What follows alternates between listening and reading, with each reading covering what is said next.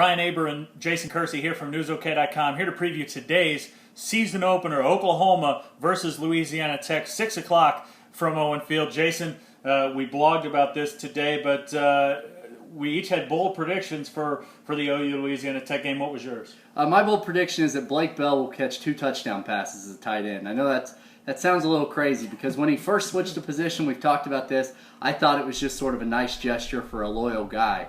But now I really believe he's obviously the starter there on the depth chart. The coaches talk him up, the players talk him up. I think he's going to be the guy to bring that position back in the OU offense. Yeah, I definitely think that Blake Bell is going to make a bigger impact than tight ends, probably since Jermaine Gresham was on this team. I don't know that he catches 2 touchdown passes. I had today that both Keith Ford and Alex Ross rushed for more than 100 yards each. I think OU is going to try to establish the run game. I think this game gets out of hand, and they keep pushing the ball on the ground, and each of those guys top the century mark.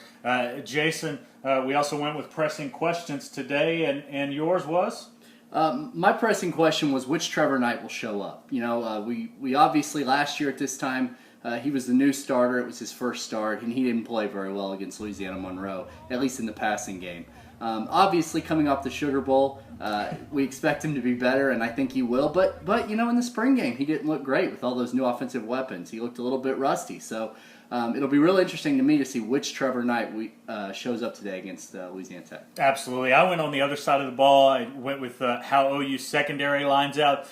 Zach Sanchez, I think, is going to be tested less than he was last year. Last year it was opposite Aaron Colvin, and people tried to push it with him. But he has to get more consistent on that side. He's got an inexperienced cornerback on the other side, and Julian Wilson, who moved from nickel. I think it'll be interesting to see how he adjusts to that position. And then at safety, you've got Ahmad Thomas, a young guy who didn't play a whole lot last year, and Quentin Hayes, who was overlooked in that secondary. I think certainly there's going to be games that are going to test them more than against Louisiana Tech, but it all starts today.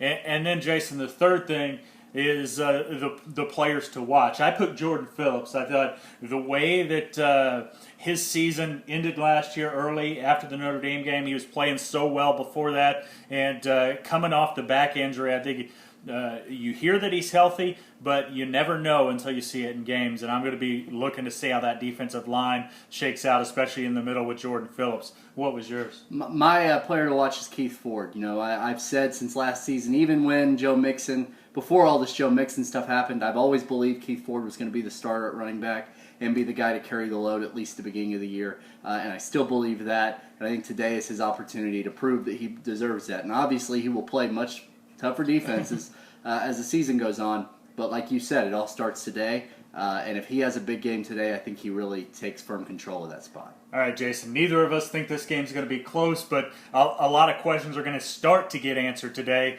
6 o'clock at Owen Field on pay-per-view, OU versus Louisiana Tech. Check out NewsOK.com every day and the Oklahoman for the best OU coverage anywhere.